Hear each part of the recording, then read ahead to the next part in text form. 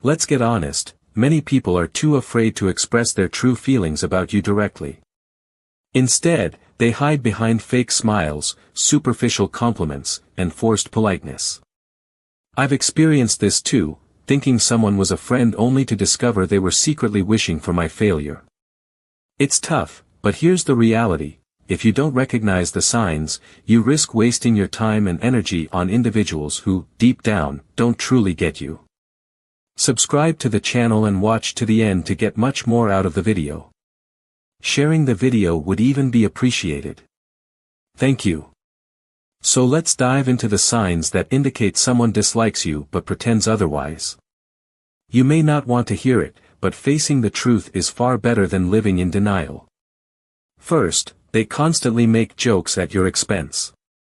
We've all encountered that one person who loves to poke fun, especially when the target is you. They might point out your quirks, mistakes, or insecurities, all while claiming, "I'm just joking." It seems lighthearted initially, but these jokes often carry a deeper meaning. They're disguised digs aimed at chipping away at your self-esteem. I recall a time when I was close to someone who always had something to say about my appearance, my speech, or even my projects.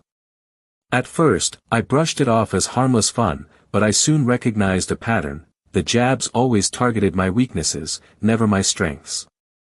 Before long, I began to doubt myself, questioning if these flaws were as obvious as they made them seem. Here's the controversial part: those who frequently joke about your flaws aren't acting out of kindness, they're testing how much disrespect you'll accept. It's a subtle form of manipulation, a way for them to assert superiority while keeping you in your place. They're signaling that you're beneath them. The worst part? They get away with it because society often teaches us that if we can't take a joke, we're the problem.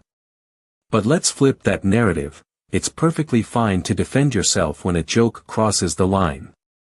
You deserve to be surrounded by those who lift you up, not those who try to bring you down for their amusement. True friends celebrate your strengths and help you improve without turning you into the punchline. I've witnessed people overlook these kinds of jokes, thinking it's easier to maintain peace. But here's the harsh truth: tolerating disrespect, even if it seems minor, is a slippery slope. What starts as small comments can gradually wear you down and make you question your worth. The more you allow it, the more they will push until you're left doubting yourself, all because you didn't want to seem overly sensitive. I learned this lesson the hard way. I realized that by laughing along, I was giving them permission to continue. I was complicit in my own disrespect. Once I started to set boundaries and push back, I noticed a shift, not only in how they treated me but also in how I viewed myself.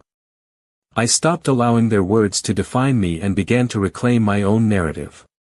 So here's my advice: the next time someone makes a joke at your expense, don't just brush it off. Reflect: is this genuinely funny, or is something else at play? If it's the latter, don't hesitate to call them out. It might be uncomfortable or even jeopardize the friendship, but your self-respect is far more valuable than someone's misguided humor.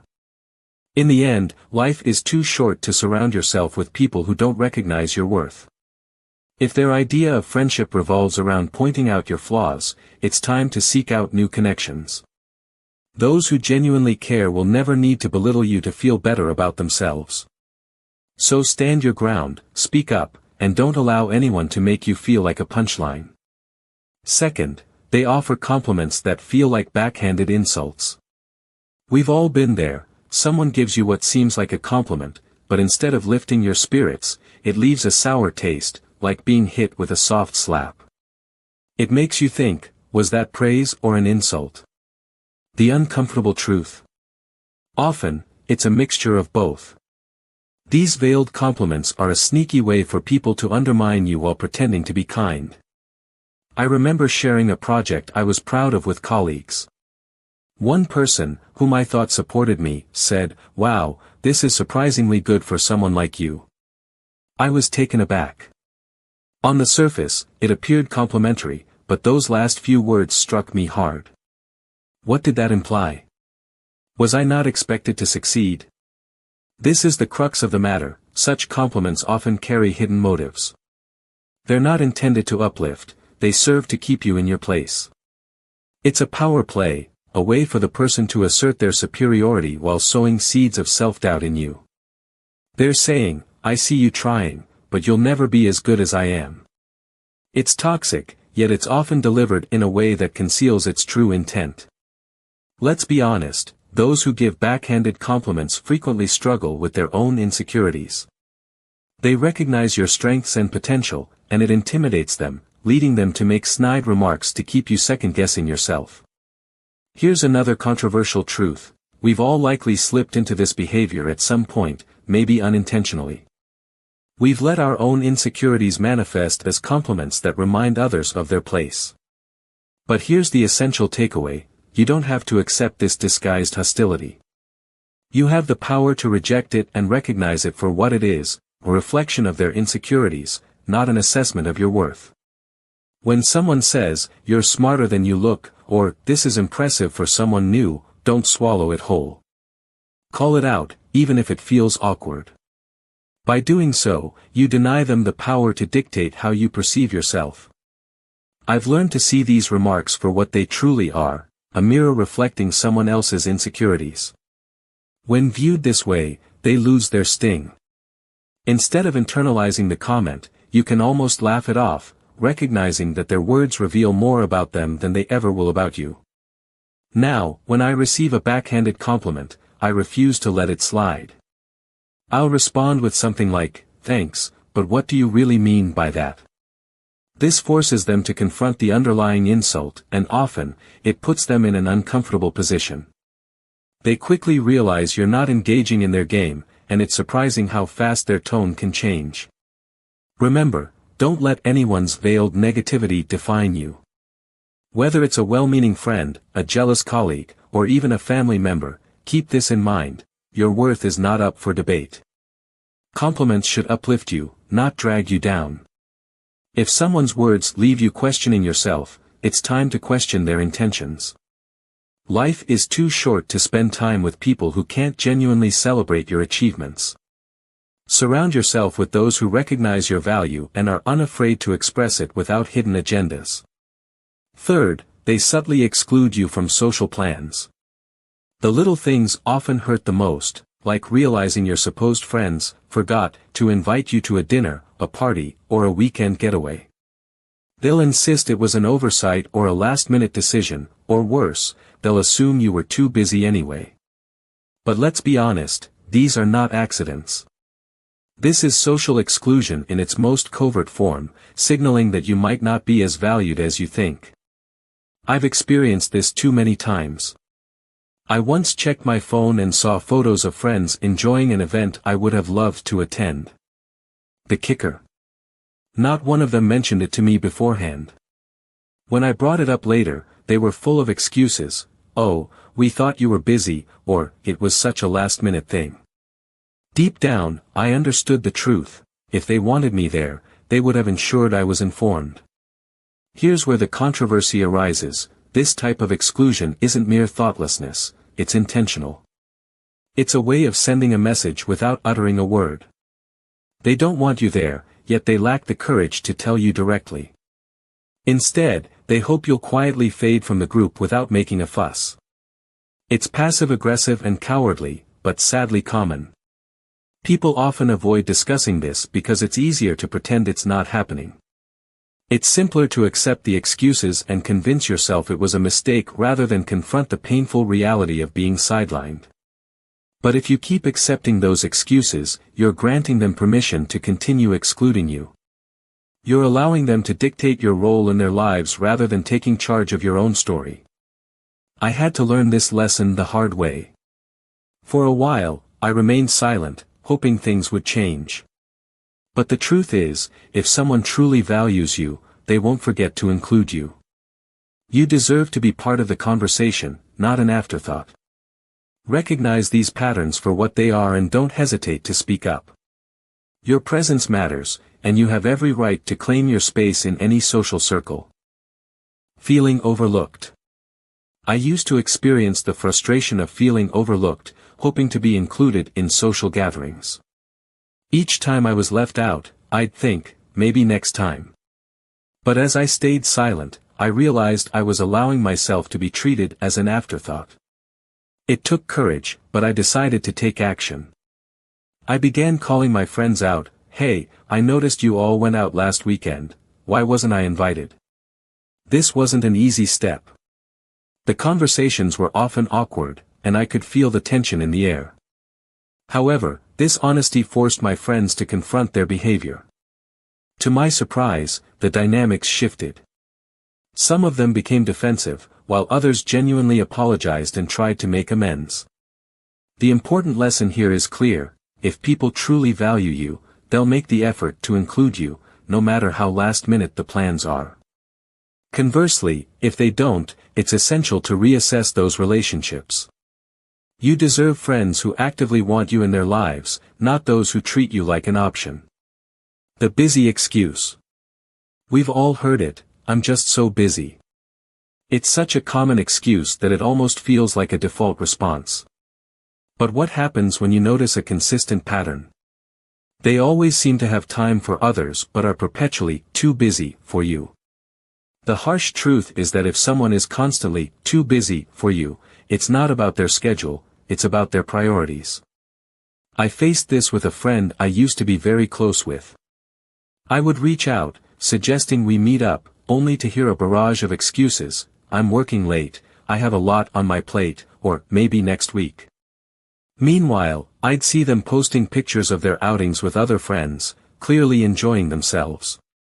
It took me longer than I'd like to admit to recognize the pattern. The message was loud and clear: I wasn't a priority in their life anymore. Here's a difficult truth we often avoid: busy can frequently mean, "I don't want to spend time with you." It's much easier for someone to blame their packed schedule than to admit that they're choosing not to include you in their life. This realization can be tough to accept, especially when you've invested time and energy into the relationship. I've been on both sides of this equation. There were times when I made excuses to avoid confronting someone, not wanting to hurt their feelings. But when I finally addressed my friend's continual unavailability, the conversation was awkward but necessary. It brought me clarity, allowing me to redirect my time and energy toward relationships where I felt appreciated and valued. Your time and energy are precious, don't waste them on people who can't be bothered to prioritize you. If someone is constantly too busy, it's a strong indicator that it's time to reassess that relationship. You deserve to be surrounded by people who are excited to see you, who make the effort to include you, not just when it's convenient for them, but because they genuinely enjoy your company. The role of physical contact. Now let's discuss physical contact, or the absence of it. Physical interaction is a fundamental aspect of human connection that builds trust and intimacy. If someone consistently goes out of their way to avoid even casual touches, a handshake, a friendly pat on the back, it can signal discomfort and disconnection. I once worked with a colleague who seemed to recoil at every attempt I made to connect physically. At first, I thought I was imagining things, but soon it became clear that they were warm and friendly with everyone else, while I was treated as if I had some invisible barrier around me. This experience taught me that their avoidance wasn't just a quirk, it was a deliberate effort to keep me at a distance. Here's the controversial part: physical contact is a natural part of human interaction. When someone selectively avoids it, they're communicating discomfort. While it's true that some people are simply not touchy-feely, when this avoidance is specific to you, it often indicates deeper issues in the relationship. Physical touch conveys trust, warmth, and empathy. When it's consistently absent, it can be a sign that something's not right. I learned to pay attention to these cues, even when admitting what they meant was uncomfortable. Confronting these situations led to difficult but necessary conversations that sometimes ended the relationship, but ultimately freed me from the frustration of wondering why things felt off. The core message is this: don't ignore the signs. When someone avoids physical contact with you, it's more than just a preference, it reflects their level of comfort and connection. If you notice this pattern, don't be afraid to address it. It might lead to a deeper understanding of each other or reveal that the relationship isn't as solid as you thought. Either way, it's better to confront the truth than to live in denial. People who disappear when you're facing hardships aren't just being inconsiderate, they're showing you exactly where you stand in their lives. They're communicating that your struggles aren't worth their time. I remember feeling completely devastated when I realized that those I had been there for in the past couldn't be counted on when I needed them. The deep message here is that support forms the foundation of any meaningful relationship. It's easy to enjoy each other's company during good times, but the real test comes when the going gets tough. If someone disappears when you need them, they're not just failing you, they're revealing that they were never truly invested in the relationship in the first place. Use this realization as a filter to identify who truly deserves a place in your life. The people who stick around, who check in, and who show up even when it's inconvenient, those are the individuals who genuinely matter. Cherish those relationships, and invest your time and energy in nurturing them. The poison of gossip. Lastly, let's address the subject of gossip. It spreads like wildfire and can destroy relationships in an instant. Gossip isn't innocent chatter, it undermines trust and respect in a profound way. When someone talks behind your back, they're not just sharing stories, they're actively working to sabotage your reputation and trust. I've been a target of gossip, and it's one of the most painful experiences I've faced. I once confided in someone I considered a close friend, sharing personal struggles and hoping for a listening ear. Instead, I soon discovered that the details of our conversation had circulated, twisted, and exaggerated, like a game of telephone. It felt as if my vulnerability had been weaponized against me. Here's the harsh truth: people who gossip about you aren't just venting, they're playing a power game. Gossip allows them to elevate themselves while putting you down, all without confronting you directly. It's cowardly, manipulative, and toxic. Not only do they damage your reputation, but they also erode the very foundation of trust that any meaningful relationship is built upon. Let's be clear, if someone gossips about others to you, they will likely do the same about you when you're not around. This pattern is a red flag, not a one-time incident. If someone who loves to share the latest news about others suddenly goes quiet around you, it's a sign that they're probably gossiping about you as well. When I finally confronted the friend who gossiped about me, I expected some sort of apology or at least an explanation. Instead, they brushed it off as just harmless talk. But here's the reality: gossip is never harmless, it's a betrayal, plain and simple, and it speaks volumes about the gossiper's character. In the end, relationships should be built on trust, respect, and genuine connection. If someone consistently excludes you, makes excuses, avoids physical touch, disappears in tough times, or engages in gossip, it's crucial to recognize these patterns. Surround yourself with individuals who make you feel valued, appreciated, and respected. Life is too short to invest in relationships that don't uplift you. Seek out those who celebrate your victories and stand by you in your struggles. True friends will prioritize you, engage with you, and communicate openly. They will be there not just for the sunny days, but also when the storms roll in. As for those who don't treat you right, it's best to let them go, they've already shown you their true colors.